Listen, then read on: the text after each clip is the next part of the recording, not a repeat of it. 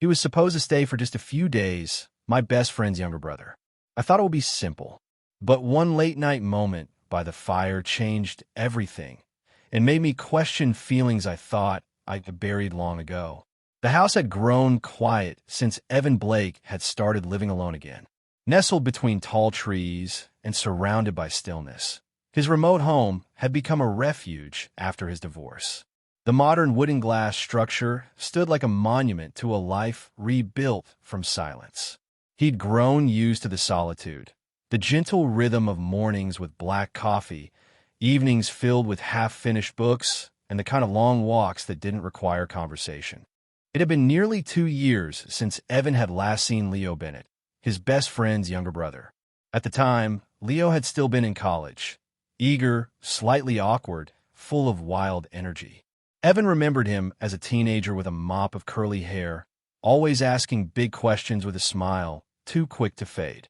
But Leo wasn't a teenager anymore. When Leo called and asked if he could crash at Evan's place for a few days before moving across the state, Evan didn't think twice. It felt like a simple favor, harmless. But something shifted the moment Leo stepped out of his car and into the fading light of Evan's driveway. He looked older, tired. His frame was leaner now, confidence in the way he moved, but still carrying that undercurrent of softness Evan remembered.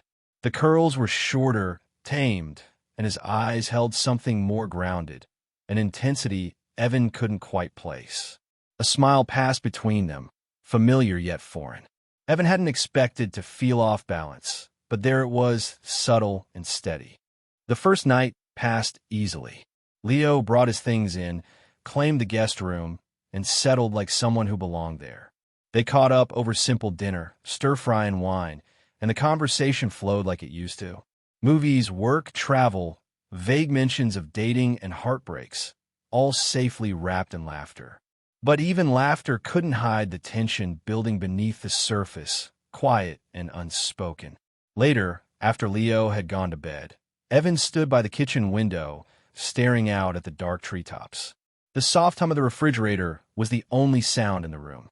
He tried to shake off the feeling, that strange pulse in his chest, the awareness of another presence in the house that stirred something unexpected. He told himself it was just nostalgia, a kind of emotional whiplash from seeing someone grow up when in his mind they'd always stayed young. But that explanation felt too neat. The next morning brought rain. Gentle, steady, rhythmic. Evan made breakfast while Leo scrolled through his phone at the kitchen table. There was an ease between them, but now Evan noticed the details. The way Leo's gaze lingered just a second too long, the absent-minded smiles, the quiet watching. It wasn't confrontational, but it was impossible to ignore. That evening, they watched an old film together, something Evan used to love. The couch felt smaller than he remembered. The light from the screen flickered across the room, and for long stretches, they said nothing at all. That kind of silence should have been comforting, familiar even. But Evan's mind raced with questions he didn't want to ask. He could feel Leo's presence beside him like gravity, unavoidable, constant. And when their arms accidentally brushed, something inside him stuttered. It was nothing. It meant nothing. Just a simple touch. But it lingered. Evan shifted slightly, creating space between them, focusing on the screen though he wasn't really watching. He could sense Leo glance at him more than once, but neither of them spoke. The quiet felt heavier now, like the weight of words unsaid. Later, in bed, Evan lay awake longer than he wanted. His thoughts spiraled, circling what he refused to name. He wasn't afraid of what he felt. He was afraid of what it might mean. That this comfort between them wasn't rooted in familiarity alone. That Leo had changed. But he had changed. He stared at the ceiling until the morning light began to creep through the blinds. The rain continued for most of the day, soft and steady against the tall windows. Evan moved through his morning routine with mechanical focus, hoping that structure might ground him. But nothing about this day felt ordinary. Leo's presence shifted the energy of the house in ways Evan didn't expect or fully understand. They had breakfast in silence, save for a few polite exchanges. Leo scrolled absently through his phone, and Evan busied himself with washing dishes that didn't need cleaning. He could feel the quiet between them pressing down, not uncomfortable, but charged. In the afternoon, the clouds began to part. Leo suggested a walk along the ridge trail that cut through the woods behind the house. Evan hesitated but agreed. They laced their boots in the mudroom without words, and soon they were moving through damp leaves and tall pine trees, the scent of wet earth surrounding them. The trail was familiar. Evan had walked it countless times alone, letting the rhythm of footsteps through the underbrush clear his mind. But today it felt different, slower, more aware. Leo talked easily, his voice low and thoughtful as he recounted stories from university, frustrations with his brother, the classes he loved, the people he didn't. He spoke about loneliness in crowded rooms, how even in cities full of noise, he often felt invisible. Evan listened, sometimes offering quiet nods or brief replies, but mostly he let Leo speak. There was something in the way Leo carried his honesty, not careless but brave. He wasn't asking for sympathy. He was offering pieces of himself, not all at once, but deliberately.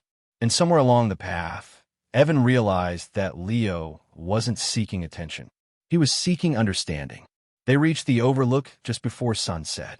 The valley stretched out beneath them in hues of fading green and amber.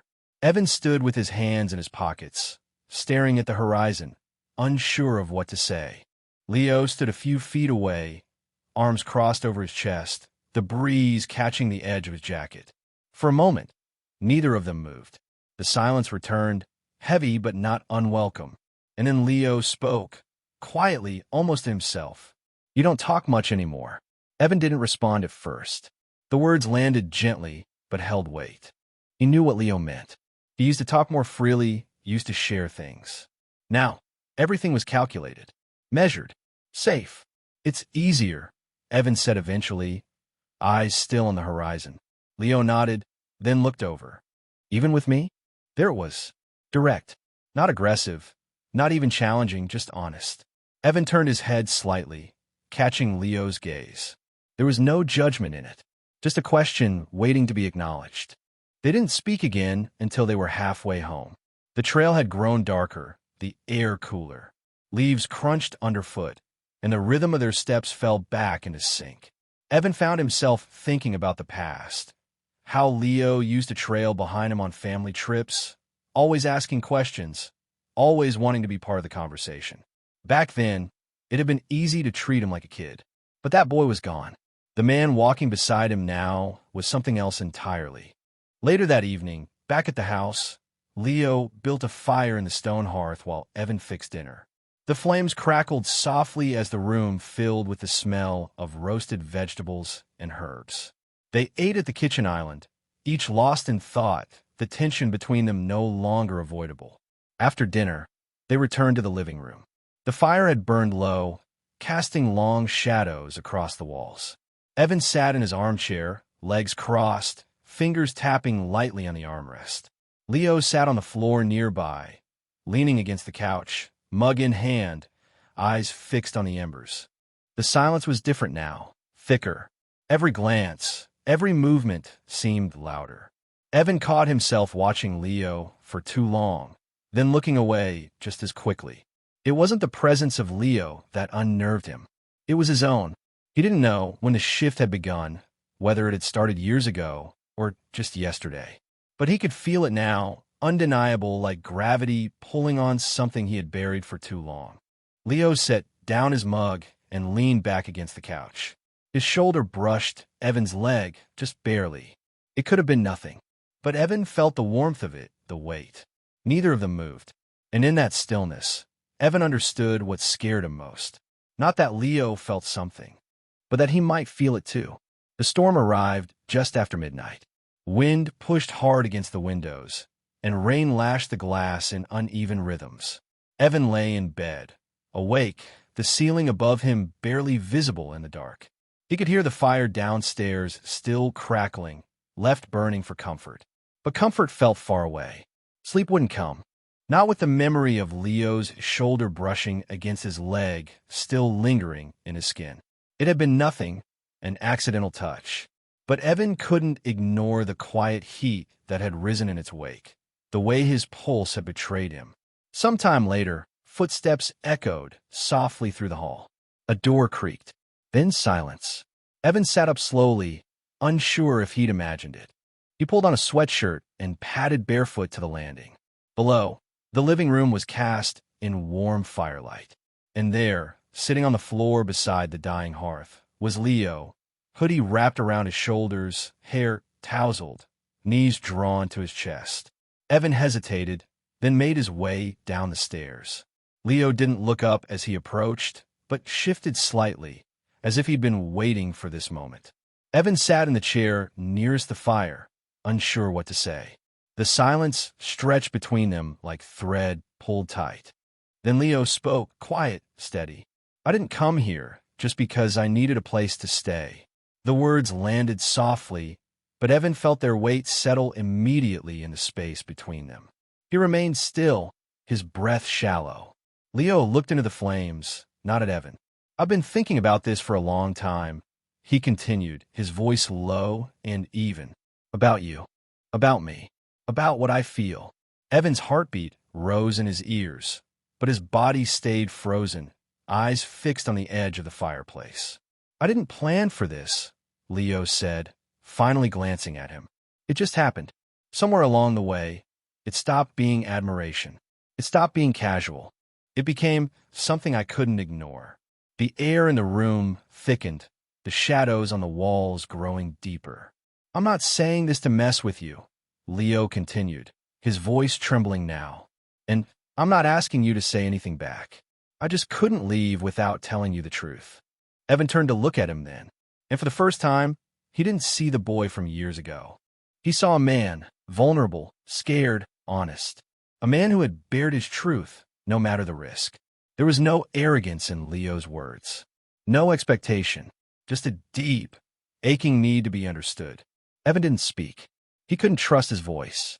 His mind was spinning, heart pounding, 1,000 thoughts rushing in. He felt warmth, fear, confusion, and something else he wasn't ready to name. So he stood. Leo's eyes followed him, unreadable. Evan walked to the kitchen without a word, poured a glass of water, then stood motionless at the sink, the storm outside now raging full force. The truth had been spoken, and now it echoed in every corner of the house. He returned to the living room a few minutes later. Leo hadn't moved. Evan sat back down in the chair. Still, he said nothing. But his silence was no longer denial. It was recognition. Leo didn't press him, didn't speak again. He simply leaned his head back against the couch, closed his eyes, and let the firelight dance across his face. Evan watched him, not as a friend's younger brother, not as someone who used to be a kid tagging along, but as someone whose truth now lived in the open. And in that space, raw, still terrifying, Evan felt something shift inside him. It wasn't an answer, but it was no longer a question. The morning arrived slow and gray. Mist clung to the treetops outside the window, and the scent of last night's storm lingered in the air. Evan moved quietly through the house, his steps cautious, deliberate. The night had left something unsettled in him, raw and unfinished. He found Leo outside, sitting on the porch steps, a mug in his hands, steam curling into the cold air.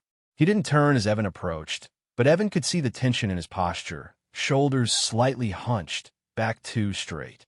Evan sat beside him without a word. The silence stretched, not oppressive but uncertain, the kind that asked for truth but didn't rush it. Finally, Leo spoke, his voice rough from sleep or something heavier. "I didn't sleep." Evan nodded, staring out at the trees. The world felt hushed, like it too was waiting for a confession. "I meant what I said," Leo continued, "but I didn't expect anything from you. I just needed you to know." Evan let the words settle before answering. His voice came slower than usual, every syllable measured. "I don't know what to do with it." Leo didn't respond right away. He sipped from the mug, then rested it on the step beside him. "You don't have to do anything," he said eventually. "I'm not trying to break something. I just didn't want to keep lying, not to you and not to myself." Evan closed his eyes for a moment, trying to quiet the noise inside his head. He remembered when Leo was just a boy, sitting on the edge of the dock, legs in the water, asking endless questions about everything. The moon, the stars, why people left each other. Now that same boy sat beside him, grown, carrying a truth so heavy it shook the ground between them. I felt something too, Evan admitted, the words dry and foreign in his throat. But I don't know what it is or what it means.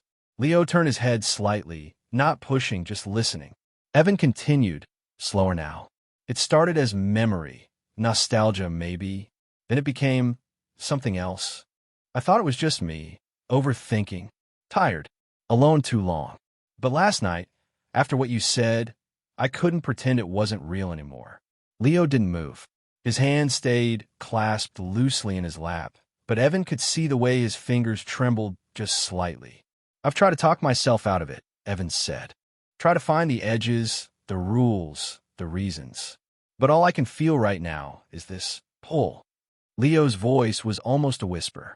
Then maybe don't fight it. Just feel it. That frightened Evan more than anything. Feeling had always been dangerous territory. It came without blueprints, without safety rails. He was a man who had built his life on structure, on logic, on the reliable certainty of materials that behaved as expected.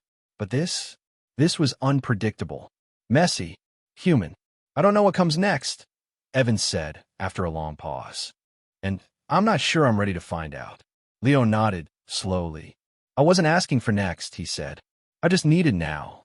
They sat like that for a long time, quiet side by side, not reaching for each other, not pulling away, just breathing the same cold air, the same unspoken understanding. Eventually they stood. No decisions were made, no declarations, just movement. Later that day, Evan busied himself with chores, stacking firewood, tightening a loose hinge on the screen door, reorganizing the workshop. Physical tasks helped clear the static in his mind, gave him space to think without pressure. Leo kept to himself, reading by the fireplace, sometimes walking the edge of the property alone. The air between them remained gentle but taut, like something held with care, not yet ready to unfold. That evening, as they passed in the hallway, Leo paused. His voice was calm but certain. You don't have to be afraid of what you feel. I'm not. Evan stopped, turned slightly. Their eyes met for a brief moment. No more words passed, but it was enough. Not an ending, not a beginning, just truth, finally allowed to breathe. The following days passed like ripples on a quiet lake, slow, calm, deliberate. There were no confessions, no questions, no attempts to label anything. Just small, shared moments. The sound of chopped wood echoing through the valley, the soft clink of dishes being washed side by side, the gentle rhythm of two sets of footsteps crossing the same floor. Whatever storm had shaken the foundation of Evan's carefully constructed world had passed, not because it had been solved, but because he had chosen not to run from it. Leo remained present, not hovering, not distant, just there. He moved through the house like someone who had always belonged, yet still respected the space that wasn't fully his. One morning, Evan woke before the sun. The air was cold, the windows frosted. He moved to the kitchen and found Leo already sitting at the table, wrapped in a blanket, nursing a cup of coffee. Their eyes met briefly. No words, but the silence between them had changed. It no longer carried the weight of hesitation. It had become soft, comfortable, known. That day, they drove into town. Evan needed supplies, and Leo came along. They didn't talk much in the car. The road stretched long and familiar. The silence between them wasn't filled with tension, only thought. The kind of quiet that settles between people who have run out of masks. They stopped at a cafe on the way back. Leo ordered something sweet. Evan stuck with his usual black coffee. Across the small table, their conversations shifted from superficial to strange comfort. Future plans, work, places they might visit one day. It felt easy in a way that surprised Evan. That night, they sat outside on the porch again, the fire pit glowing low between them. Stars scattered across the sky, unobstructed and indifferent. The wind had calmed. The world around them stilled. Leo pulled his knees to his chest, staring into the flickering embers. I should probably leave in the next few days, he said eventually, voice quiet, not sad. Evan looked over, then back at the fire. I know, he replied. No resistance. No request for him to stay. Just truth. Leo gave a faint nod, his face unreadable. But something in him relaxed, like an expectation had finally been released. They sat there for a long time afterward, not clinging, not letting go, just being. When a morning came, Leo packed his things. No rush, no ceremony, just methodical folding, quiet movements. Evan stood in the doorway of the guest room, watching him zip his bag closed. At the front door, they paused. Leo looked at Evan, his expression steady. I meant everything I said, he said simply, but I'll carry it without expecting you to. Evan swallowed, the lump in his throat unfamiliar. I never asked you to, he replied. But thank you for letting me know.